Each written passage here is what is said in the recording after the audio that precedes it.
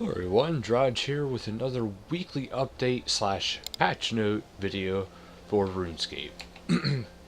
Now today there's actually not a whole lot. It's mostly actually all patches and a few rewards and outfits from the Solomon General Store. Now to actually showcase this one, I decided to go on my hardcore account because, well, actually the big update, well, to me anyway, one of the big updates is for not only regular Iron Man, but hardcore Iron Man accounts now have a new outfit that is strictly for them and them only. And that is the trimmed iron armor. Now, if you're just a regular Iron Man account, I believe it just has the dumbbell on the one shoulder, and that is it. Now, if you're well, it's also trimmed, but it might be a different trim. But now, since mine is a hardcore one, it also has the red skull on the other pauldron, as well as the red skull on the helmet. Now, it could also be that trim is different. I'm not entirely sure. Now, there is another outfit. Well, there's two other outfits that are released today, but I'm not sure why the one isn't appearing in story yet. It could be that I'm too soon. It actually gets released tonight. I'm not sure. But the other one is the Privateer. So basically, if you want to be a pirate, of course, always mix and match for your own personal, look that you want yourself. Because there is one here that, to me, would actually look really good together. I forget exactly which one it is. Right here, the Navigator's Goggles. See, to me, that goes together extremely well. But there is, a couple new outfits. This one, and then there's also the spider one. Now, if you want to see the different colorations, that is the other color you can use. Now, unfortunately, the hardcore account one, you can't recolor that. However, it still looks pretty sweet. So I will be using that. Because, you know what? I like showing off the fact that I'm a hardcore player. To me, it looks cool. And once this account has gained its 1 year, I'll start putting the yearly achievement crowns on his head as they roll out. But otherwise, it's mostly all patch notes for this week. However, before I go too much further, the Spider, Runecoin items, and Privateer set. That is what was released this week for the Solomon General Store. Okay, now if you buy, it says right here, buying 420 Runecoins will get you awesome equipable Spider Parasol, which has a cool idling animation. So, and if you choose the 900 option, will land you the Spider Parasol and a nifty spider outfit that also has a unique teleport override. So actually, there we go. That's why it wasn't appearing for it. And if you get the 2,400 coin pack, you get the Parasol spider outfit and the Ultimate Halloween Buddy. Is it Incy the Spider Pet? Now here it showcases the different ones. Now I'm actually not going to go through and buy this because personally the outfit isn't for me. I don't really care for the way it looks. Nothing against the design, it's just not my thing. But then there's also, so you have to actually buy Runecoins. Now you can buy them through the bonds, you can buy them through real life money. It's however you really want to do it. And it does say, please note that third-party purchases, game cards, etc., are not part of this promotion. And it says, also bear in mind that the items will only come when you purchase the bundles as stipulated above. For example, buying the 420 Runecoin bundle 3 times will not get you the 900 Runecoin spider items. So you have to buy that set bundle. So if you want everything, you have to buy a 2400 bundle. If you want just a few items, you have to go for the 900 bundle. And if you just want the Parasol with the idle animation, it's the 420 Runecoin bundles. Otherwise, there is also, well, as we did say, the Privateer Override. Now, they do come with a few weapons. As you can see, they do look pretty nice. That's up to you. If that is your thing, I'd say definitely go for it. Now, this week is also, like I said earlier, is the celebration of the Iron Man. It is, I believe, actually the 2-year anniversary of Iron Man counts. Well, since it's been made a game mode. Now, I'm not going to go over the patches that are in this way because they're also in the other one too. This way, because there's a lot more patches or notes in the other way. But as far as the other things for this week, there is a Win a Real Life Golden Scythe Halloween short story competition. So that means it is time for their annual Halloween short story competition. And this year, your prize is a real life golden scythe. Now, obviously, it's going to be kind of like, that foam or whatever, stuff like that's usually made. You need to write a Halloween horror story with a maximum of 200 characters. That includes spaces, it says. And if you do that, you're entered for your chance to win. And the story will be judged by the spookiest. Will be judged to be the spookiest. Will win the Golden Scythe, and another story will win a RuneScape Bond. The competition ends 1st of November, and then they will choose the 2 winners after that. Now, this is the Iron Man mode birthday celebration. So it says if you took advantage of last week's Iron Man birthday celebration, you'll get 2 weeks of free membership starting today. So, something to look out for, and also, of course, the the cosmetic armor sets. As for live streams go this week, Tuesday, October 18th at 1600 game time, there's a Halloween Q&A. Tuesday also, again, on the 18th at 1700, there's a loot from 5,000 medium clue scrolls. And Friday on the 21st at 2000 hours, update preview with Mod Shawnee. And Sunday on the 23rd at 1900, it's PVM with none other than Mod Lee. There's also fresh RuneScape wallpapers. Now, if you guys are curious, I can click on this and show you guys a little bit of the wallpapers that they're actually showing off. It is on their Flickr. Now, since it's on RuneScape's legit site, okay, it's gonna, oh, here we go. As you can see, it's a lot of stuff that has been getting shown off throughout the week.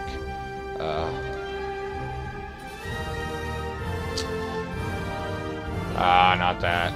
Not that. Alright, I'm just gonna log back in so that volume can calm down a bit. But as you can see, it's a lot of the different types of postings that have been all week. Well, all year for 2016. Assuming there's some from 2015. In which, yes, there definitely is. But there's some pretty cool art designs here. So, if you want to check them out, there's a whole page. Okay, that's actually where it ends.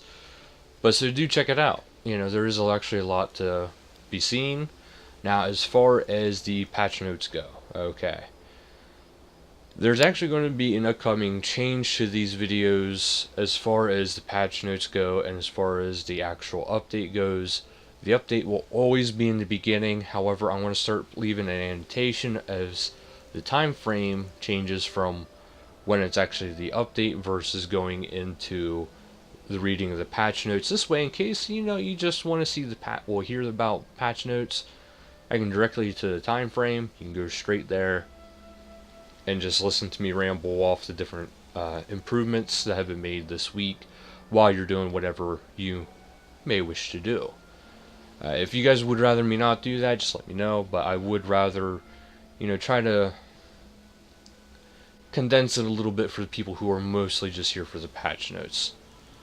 Alright, that'll actually probably start, well, this video actually. Now I think about it, I'll just do this video. Why wait?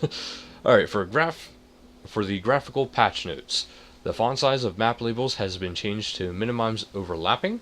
Tradable parasols are now hidden while performing skill animations.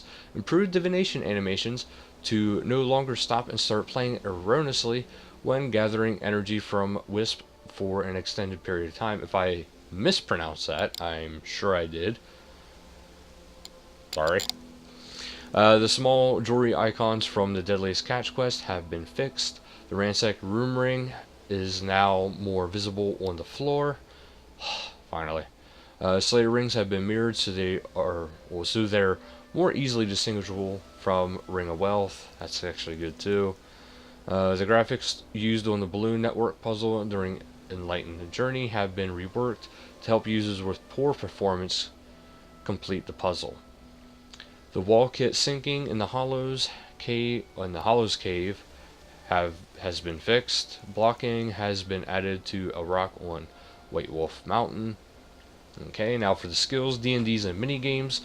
The wording on the Hunter skill training dummy has been changed to refer to catching instead of pruning.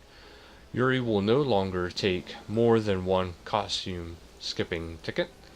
Any total rewards from Rush of Blood are now added directly to the currency pouch when claimed. Logging out with unclaimed loot from Rush of Blood now correctly prioritizes the bank, followed by the backpack. Pizzazz points are no longer lost when reclaiming a lost progress hat. Added the ability to reset the memory of Nomad with weekly reset tokens. Enolia, if I said that right, will no longer let players use the bank service for free. Not sure where she is. It is no longer possible to place combat dummies on top of portable skilling locations. Slayer XP reward from completing Reap task as Iron Man is no longer halved. Finally. Because you're still doing the work, you should get the reward. The lucky challenges have been disabled as part of ongoing initiatives to streamline the early game experience. Am I missing something? Is that just a... Okay, yeah, it's just a blank bullet. Alright, combat. Intercepts can no longer be cast on an enemy player in the Castle Wars or Soul Wars minigame. Halberds no longer require strength level to wield, only an attack level. Ability damage for level 1 ranged weapons has been increased. An extraneous full stop has been removed from Concentrated Blast ability tooltip. Partly used inferior Port's armor can now be alchemized. The amount of coins received will scale down at 50% charge and below. The inferior Leviathan ring and Reef Walker cape now degrades by 10% when looted from Gravestone, in line with the other Degrade Dust gear. Okay, quest challenges and achievements. Van Strom's. Alright, I'm just gonna close that out. Okay, Van Strom's maximum life points have been boosted in both the branches of Darkmire and Dominion Tower. His Bloodveld's life points have been boosted in Dominion Tower only. The interface of borders from the Mausoleum statue interfaces used in Priest of Peril have been updated. A typo in the Mad's Requiem has been fixed. The Ark has a lot. Okay, jumpable bamboo can now be found on Tailet. A typo in Awan Guan examine text has been fixed. Bakami will no longer spawn within an unreachable spot on Waco. Bakami no longer glitch when under the effect of holding bird snare. Bind, snare, and tangle spell. A typo in the Ghost from the Past mini quest has been corrected. The Ark contracts cook sliced mushrooms has been corrected to sliced mushrooms. Receiving sliced mushroom contracts now require 90 farming as well as 86 cooking. It is no longer possible to click on an already depleted rumberry bush. The number of Wakami spawns has been reduced. Crablets now all have their feet on the ground when walking on hills. Crablets glow will now appear even with textures turned off. The chickens on Waco have been replaced with pekin that drop purpley poultry-esque arc resources. Undead chicken on Gushima now lay pickled eggs. The Talet Moi has been renamed to match the other Moi.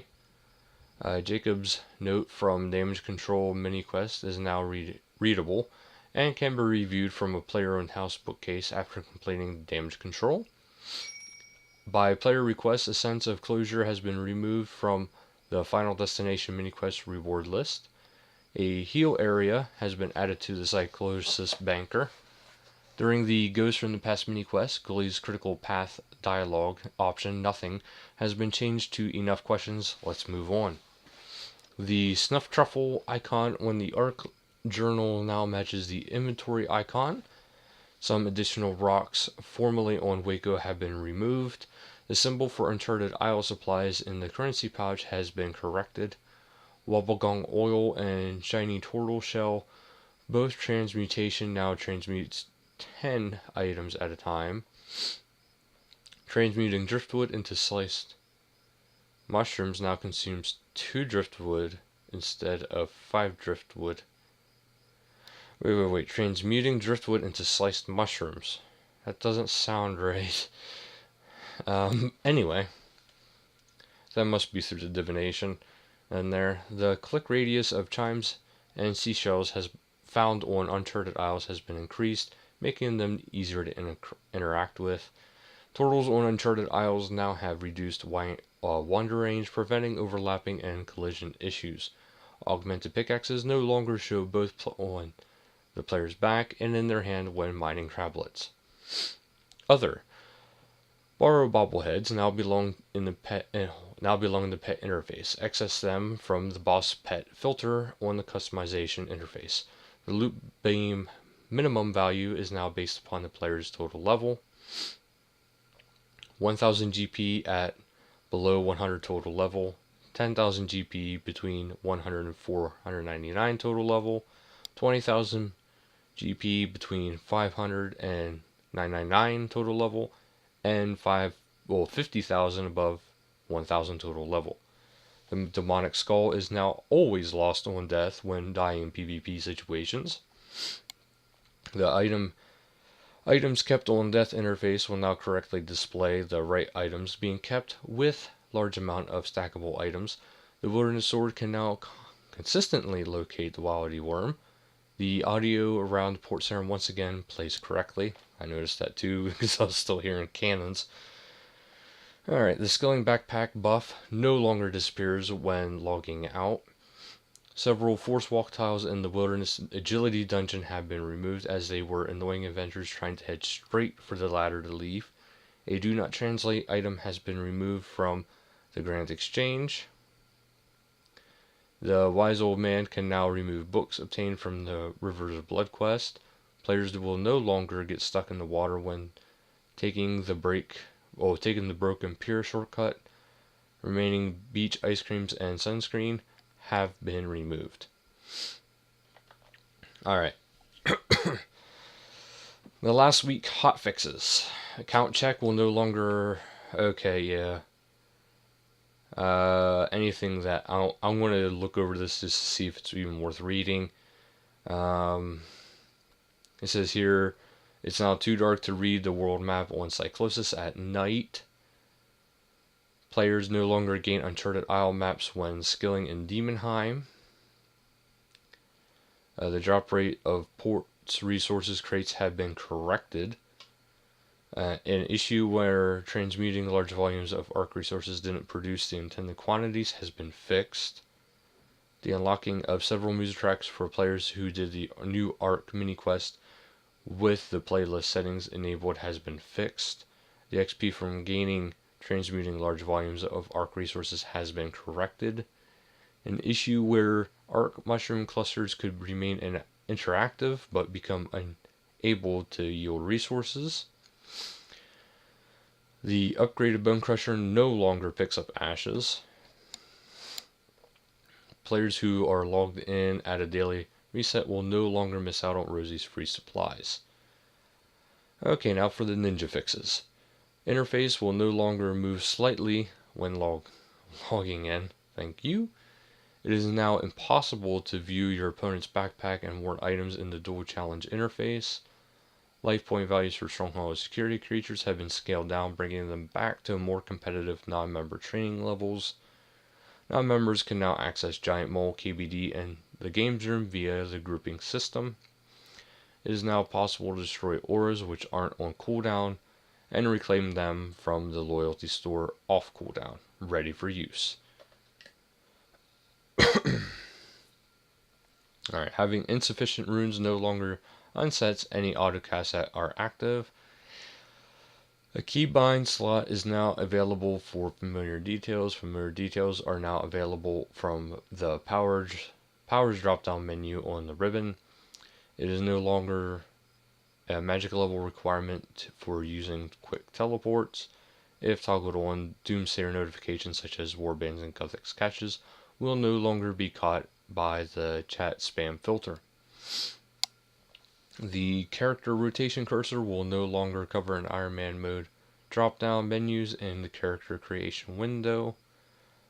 The option not to confirm use of skill-specific lamps has been added to gameplay settings interface. Opening skill guide within Demonheim now jumps to Dungeoneering filter automatically where applicable. Player-owned house bookcases now have a search option. A spear bag has been added to the Thaler shop for 360 Thaler, allowing players to store up to 60 of each unused spirit gem. Ooh, that I want. Loot beams are now removable upon picking up the item, and now last for as long as the associated item is on the floor. Visibility of symbols in the Dungeoneering Occult floor library puzzles has been improved for the benefit of colorblind players. The Ascension Dungeon boss lab's warning has been changed to the Doomsayer's warning, allowing players to toggle it off. Several outdated and irrelevant entries in the Doomsayer's interface has been removed. More travel cutscenes can be skipped through with the toggle, including boats to and from Relica, Icy Hunter Area Canoe, Mortmire Swamp Boat, and the boat to the iceberg. A lot of updates. Several function right-click options on NPCs have been made the default left-click option, including the Tool Leprechaun's Tool Exchange and various ship orders. The skull image on the Wilderness kill boards has been updated, making it easier to read recorded deaths. Parent interface in Legacy interface mode have been updated to match the Legacy theme. The long line beneath the tabs found in the various parent interfaces has been updated. Karasi's sword and Jessica's sword swords can now be disassembled without first being augmented. Non-augmented Karasi's sword has a lower chance to provide Pestiferius components, though. The disassembly confirm window hotkey has been changed to Y instead of 1. The buy limit of Tectonic Energy, Malevolent Energy, and Serenic Scales under the Great Exchange has been increased to 100, up from 10. Cutting a single gem once again bypasses the Make X system. Dealing magic damage with Crackling perk now displays as ability damage matching the other combat styles. A notification has been added when attempting to continue pickpocketing Perfidus with full inventory. It is now possible to receive the medium Wilderness task set ability buff by having the Wilderness sword in the backpack. The Champion's Challenge reward experience is now paid out of a lamp form. And various usability fixes have been made for the temple trekking. The sick people thanking dialogue has been changed to an overhead, and improved pathing around them smooths out the experience. The exit point at Paterdomus sign closer to the notice board. Firewatch spawns have been moved further from the swamp water. Timbo has taken another victim in Mauritania, near the temple trekking Kniphis side signpost. The speedboat that the fire spreads and the water spills. The speed that the fire spreads and the water spills can be fired in the Grotto Fire event have been both increased. Blocking has been removed from non-burning plants during the Grotto Fire event. A quick start button has been added to the notice board after selecting a trekker. Swamp snakes now appear above their dead brethren. Their clickable area has been improved. NXT updates, and this is the last of them. Crash related to item stacks has been fixed. Performance in a number of interfaces has been improved. Fixes scrolling texture looping incorrectly. The FPS counter has been improved. Special character typing has been enabled on OS X using Alt-E character. F-bumps in the terrain on random generated islands have been fixed. Game world loading has been optimized, which means you should see an improvement in loading times. Thank you. A number of issues with multilingual characters input have been fixed. So there is a lot of patch notes, but that's all of them. So I hope you guys like this week's updates. There's not too many. It's mostly all patches. That's fine. It's around the holidays. It usually gets kind of late around the holidays. So, alright, we'll keep that in mind. And thank you guys so much for watching. Until next time, later guys.